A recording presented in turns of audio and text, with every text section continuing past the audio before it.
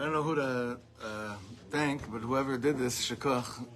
Is it in memory, in honor of something? All the food? In honor of us? In honor of Klal Yisrael. It's a great honor. Beautiful honor.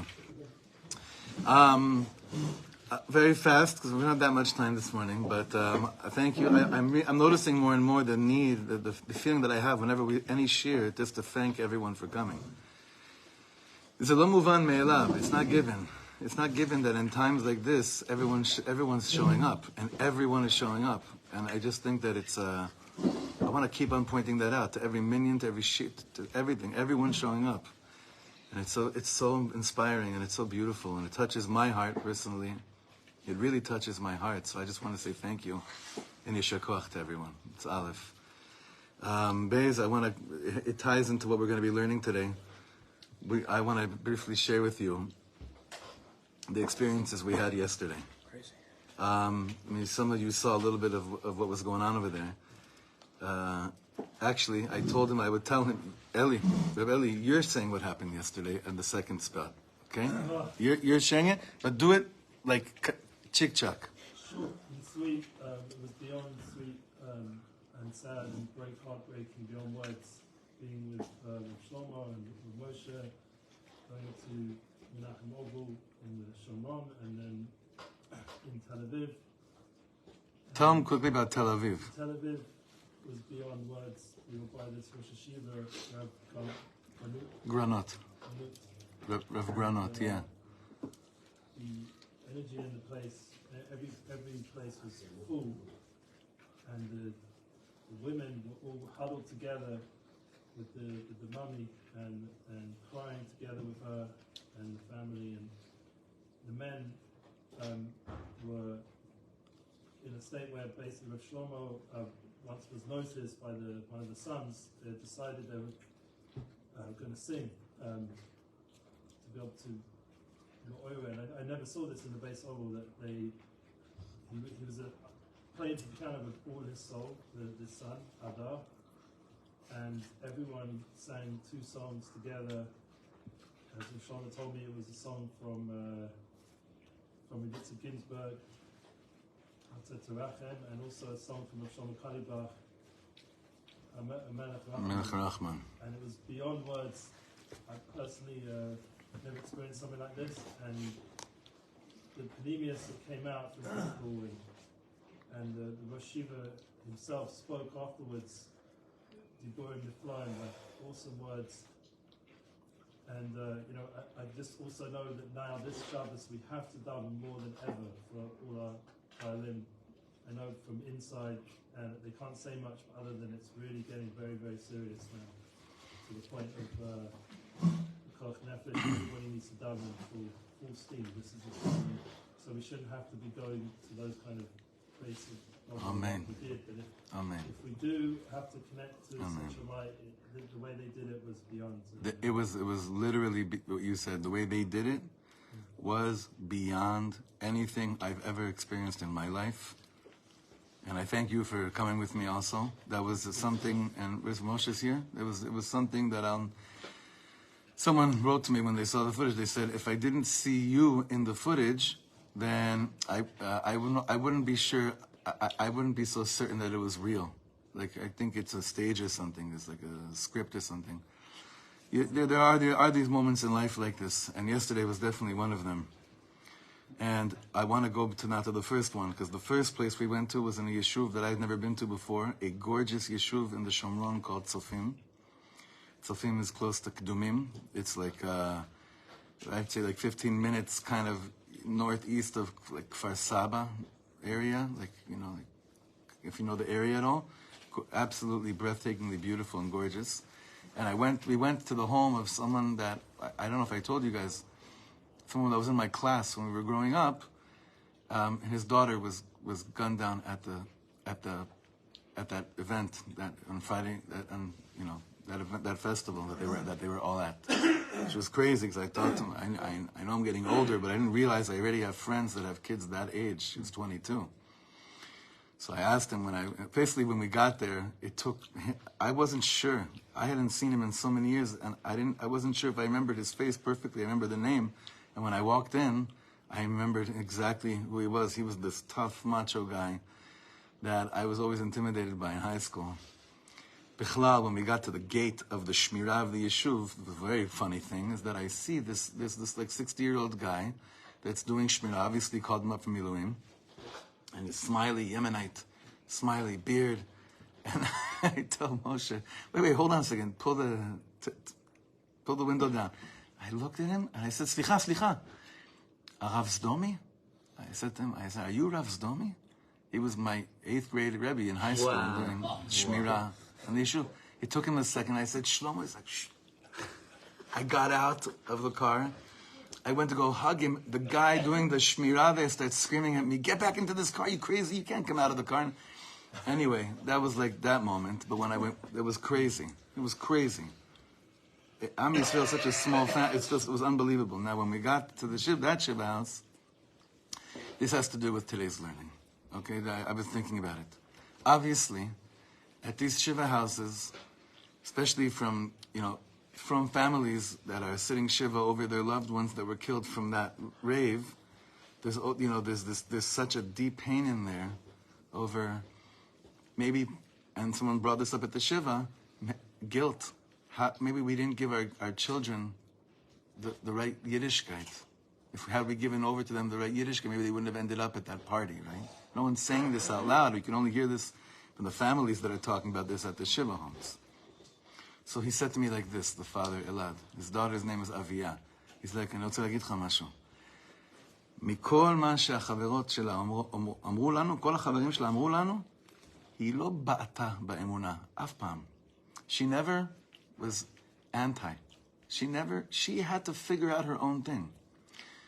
But she said, like, whenever we were anywhere, she always did things in emuna context. She would always speak about things in beksherim emuniyim, and with emuna context. And he said to me, אתה רואה מה הדור הזה דורש מאיתנו? מה הזעקה הזאת אומרת לנו? מה הדור הזה דורש מאיתנו בעומק הלב? איזה בשורה של הקדוש ברוך הוא אנחנו צריכים להביא להם? He said, like, do you realize what kind of a godly representation this door needs? Like the chaver that were at that rave, some of the most biggest, beautiful neshamas looking, searching, wanting, longing.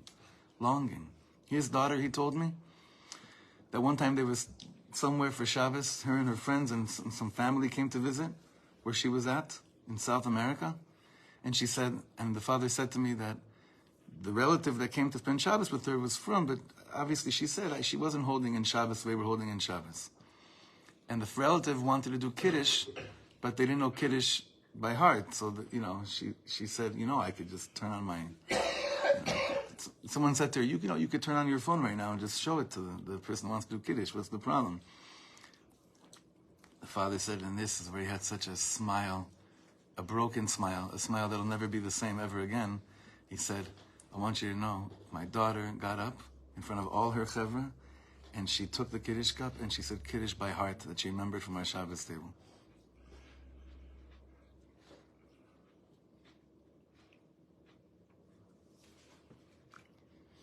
So in her zchut,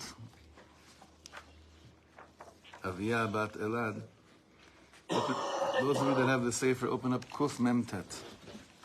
Kuf Memtet. We're in the middle of the parak. We haven't had a chance to go through this in a long time. Nishar sham od or she'otzenu et hakol? And on the left. Yesh shama? Are they all taken? Oh, they took it out already. Okay, they took it out. Rav Yaakov Meir Shechter is in the middle of explaining to us how to give over proper chinuch on Shabbos, and he's saying specifically, we've been spending a lot of time around the meals. The meals are a time for tremendous chinuch. Tremendous chinuch. So I want you to look at the top right column. Ma'ara'ui la'atik b'sefer Mincha Shmuel. Do you see inside? Ma'ara'ui la'atik b'sefer Mincha Shmuel. Mincha Shmuel, he says in the bottom footnote Aleph, Ma'agon Reb Shmuel, the Alyanov, Chad Ibnei Chala Shel Agon Reb Chaim Volozhiner, one of the Talmidim of Reb Chaim Volozhiner. Sham Muva Bezeh HaLoshon, back on top. It says like this. ראוי שתדע שכך קיבלתי מרבותיי. You should know this is what I received from my Rebbeim. בפרט מהאדמו"ר מורנו רב חיים מוולוז'נר. נשמתו עדן. Right? The one, the Nefesh HaChaim. What did they say? שבזמן הזה, now, whenever you quote something that says בזמן הזה, you have to understand it just means it's even more and more charif today. So if they're saying 100, 200 years ago, בזמן הזה, that means whatever is now is even more and more and more accurate. Can you up the air or cold or whatever a little bit? Thank you. שבזמן הזה, קשות אינם נשמעים. קשות אינם נשמעים. That means no one hears anything when you say it with a harsh and heavy and loud tone. קשות אינם נשמעים. רק בדברים רכים וטובים. Only with soft and good words. ומי שאין טבעו לדבר רכות, and if your nature is not to speak softly, Shachar, you're like the Rebbe of this. Now, if your nature is not to speak, your nature in a good way, I'm not saying the other way. Your nature is to speak softly. If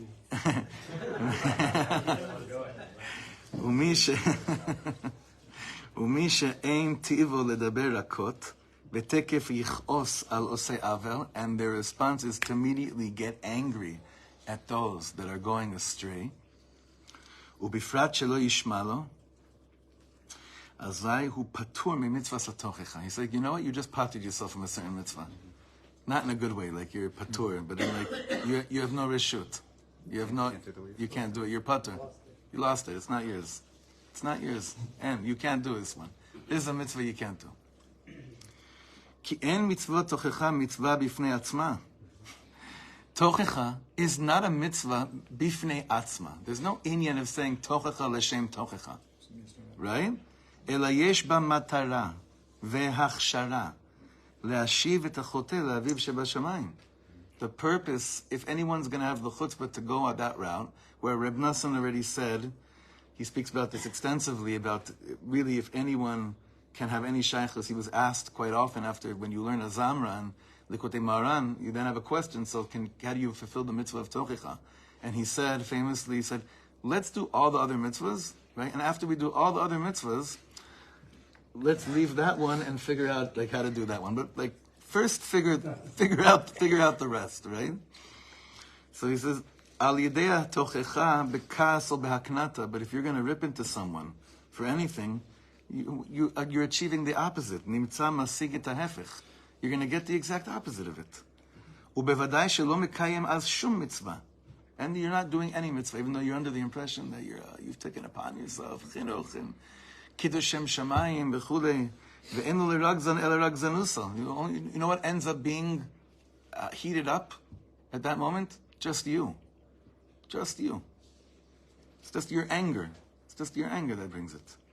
V'lachen, and Rav Yaakov Meir Shechter comes back here. And he says like this, Atzasi hi tamid, my etza is always, etza tova mo'ila. Lo lomar li'aldo musar v'tochecha be'ofen shlili. Never, ever tell your child, give your child musar, give your child tochecha or musar in a negative way, pointing out what they did wrong and how wrong they are, and ever. Ki kasher omrim lehem rak divrei musar, because if that's all you're doing, saying to them, azai hem alulim lachush b'zeh pgiya ishit. More than what they hear about fixing their ways, they hear more, you hate me, you're hurting me, you brought me to this world, you weren't able to supply the goods the way that I need it, and now you're really angry at yourself, and you're taking it out on me. Sorry. That's what the child's neshama hears. Knee on the head. Boom. Right there. That's it. Boom. And all you end up, Rav Yaakov Meir Shechter is saying, is a child walking around pagua ishit. It does nothing to bettering their lives, bettering their relationship with Hashem, or any type of form of a strengthening in Torah and mitzvahs. Nothing. ולא למה שהתכוונו להחיותם ולזכותם במצוות ולהימנע מעבירות. Meanwhile, you're sitting there and you're like, but my purpose of saying this was that they should know right from wrong, and that they should have more zechiyah of kiyum mitzvahs. And that's bichlal not what's coming across. So if he's learning this out from Reb Chaim of Volozhin, how long ago was Reb Chaim of Volozhin? Huh? In the 1700s. He was 250 years ago, right? So Hakal v'chomer, he's saying this. That's the shita back then. Ve'az lo yiskor klal ma she'amru lo. The child's not going to remember any word that was said. Ela bezichrono yisher rak shepagu bo v'ilbinu uspanav. All the child's going to remember is, I was embarrassed right now. That's all the child's going to remember. Ki akas al she'ilknitu oto, eno noten lo she'ishma et ma she'amru lo. Because the anger that they have now for being ripped prevents the child from being able to hear anything else. So just the context of the shir is that he says, do you know when people decide to like point things out more than ever? Parents, when do they like point things out more than ever? Together at the Shabbos table. At the Shabbos table. Why? Because for some people that's the only time that they're together, right? For sometimes, right? That's why it's like this avoda that he's pounding on for months and months to us about, that at the Shabbos table you could either create the most beautiful image and version of what it means to have a Yiddish home, or you could machriv the house at the Shabbos table as well. You could burn down your own home. You could burn down your own home. There are people till today, they're mamish PTSD just from the Shabbos table experience growing up in their house. And then there are those that you see, no matter how low they've fallen or whatever, they hold on to something. Why? Because of the Shabbos table. It's either way. It's either way. So when I was looking at this piskal over here, I was thinking to myself that, there are a lot of chevra that, and this, we have to look at what Hashem is, showing to us. There are a lot of chevra that, of course, when they're at this moment in their life, when they're caught in the gunfire, and they know, of course, alpi anything that it's not where they're supposed to be, right? In whatever version of how the truth was given to them initially. So, we always try to give excuses when we do bad things and we hide from Hashem. Do you know what they were doing? And there's footage of this. Screaming Shema Yisrael. Wait a second ago because there's Emal Asot. Rabbi Yosef Bronstein put out this amazing video right before, I don't remember dates or anything, before Simchas Torah. It's like, that's all I remember. And it's based on Reb Tzadok HaKohen of Lublin. Reb Tzadok's brain is just amazing. Did any of you see this Torah that he put out? It's like a 5-minute thing about which are the dagim shebayam that are metamim and not metamim. Did you see this? What's the only animal? It's based on Reb Tzadok. I forget in which sefer. Let me think in the introduction to the Or Zarua. What's the only animal that is mekabel tuma? The only fish. Sorry, that for halachic it was something about midos. I forget exactly what it is, but what's the only sea creature that is basically metame, mekabel tuma? A seal, a kelev yam. Why? Because in times of danger, where does it retreat to? The land. And not to the water. So it's a whole binyan that Reb Tzadok, this brilliant thing that Reb Tzadok does, where he says that you see where people retreat to is what they're all about. Is what they're all about. So where do we retreat to? Like the fish, to the water, to the Torah, right, to Hashem, regardless of whatever was. If while I'm trying to give over Yiddishkeit to my child, I believe b'emunah shlema that the more softer and the more pure that I give it over to them, they'll always retreat back to the water. That tahara will last forever. Mamash, it'll last forever. And the Shabbos table is just an amazing, amazing opportunity where these things take place. And some of the chevra are more involved with, chevra that feel closer to themselves at raves than they do in shuls. Do you blame them? I don't blame them at all. Mapiton. Do you remember there was a famous story how there was an article in one of the Jewish magazines that in the 70s about, I think it said 70% of today's youth wants nothing to do with the world of synagogue today, the Jewish youth, right? And they were like ridiculing, like look kind of door it is. And so Rav Shlomo wrote back a letter to the editor, and they actually published it. And he said, do you know, he's like 70% of the youth don't want to have any affiliation with Judaism because they actually want to have an affiliation with God.